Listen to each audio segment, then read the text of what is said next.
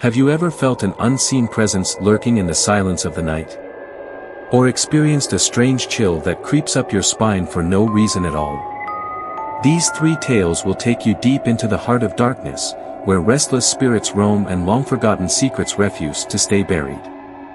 From a haunted school campus, where the whispers of the past echo through the halls, to a new student whose eyes hide more than just sorrow, to a house that holds souls trapped in an endless cycle of despair.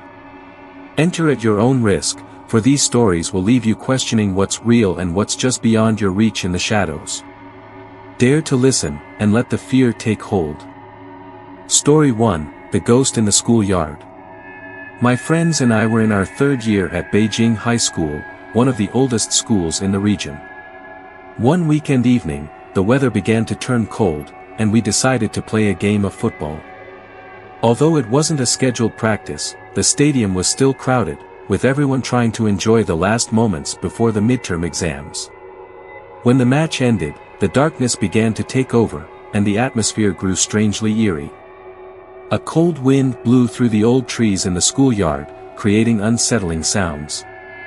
Our group decided to take a walk through a small forest behind the school, a place few people ventured to after dark.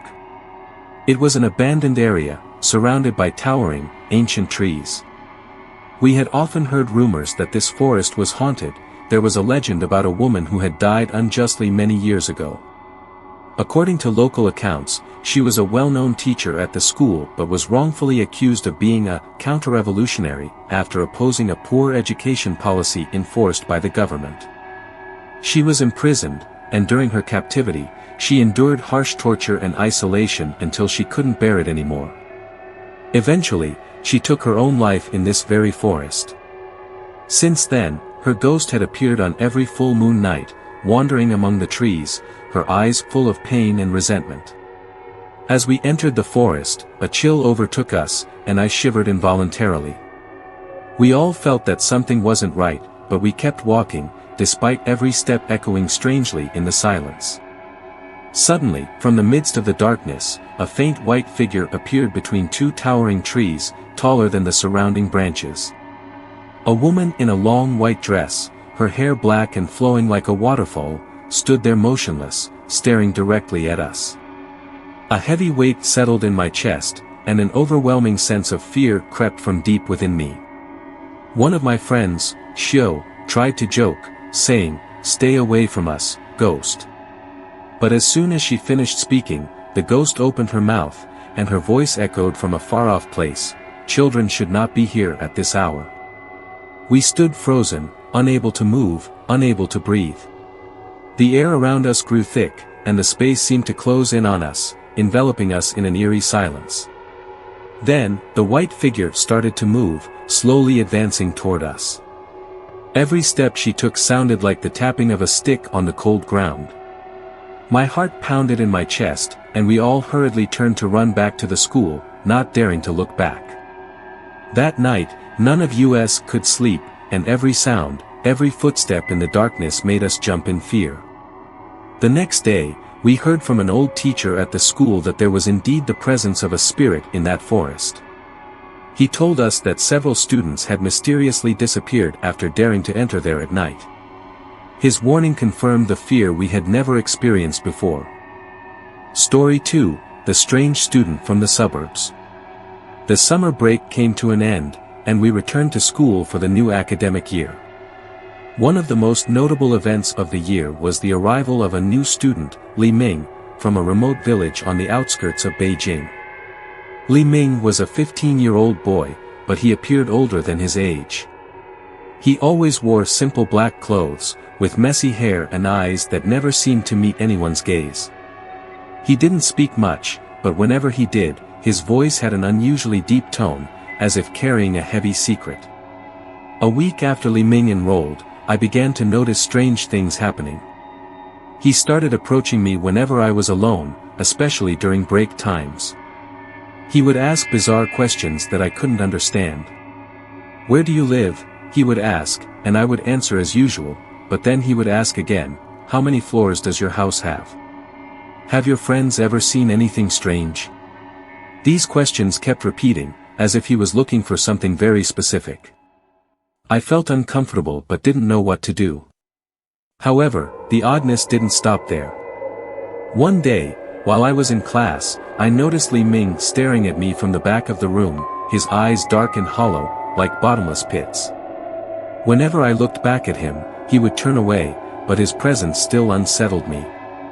One afternoon, as I was heading home after school, I suddenly noticed a figure standing under the tree in my front yard.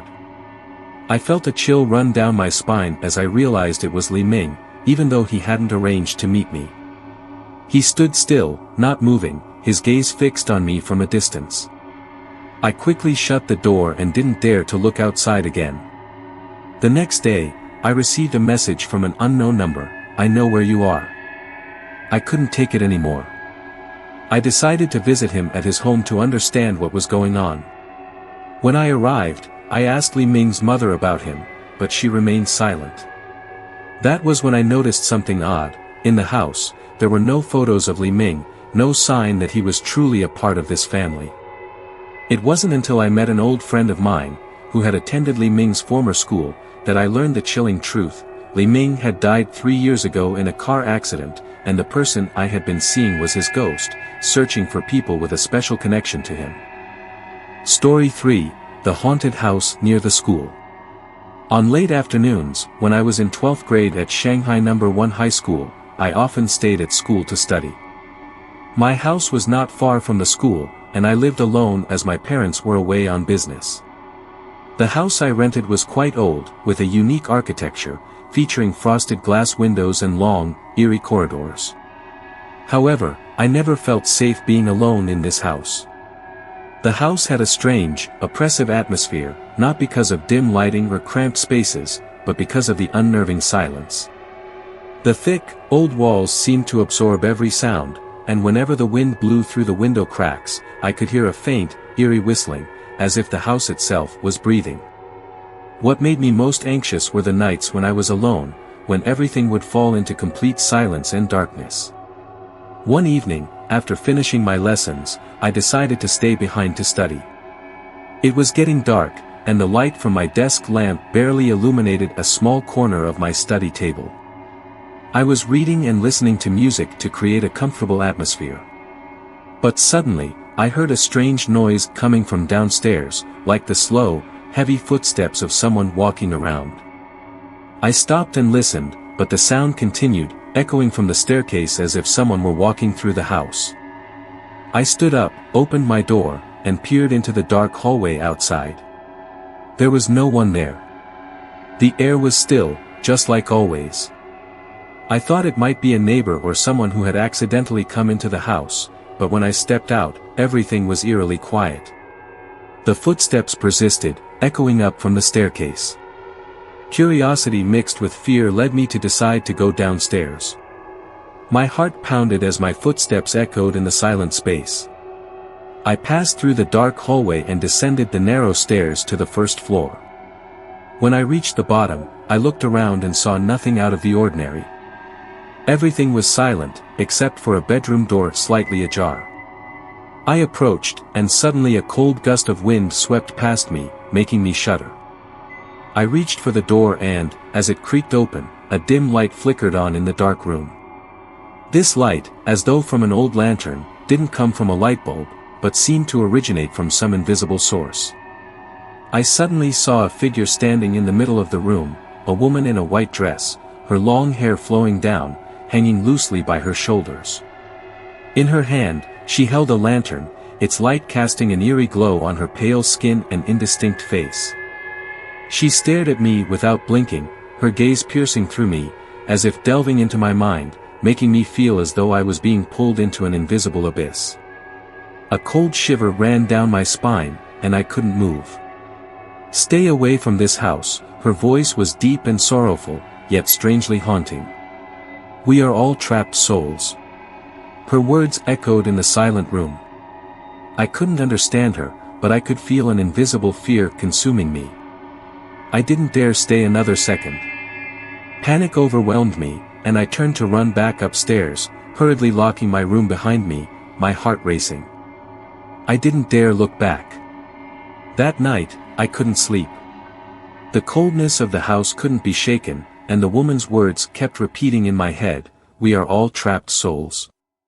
I didn't dare leave my room that night, not even to open the window, despite the hot air. The next day, I decided to ask around about the history of the house.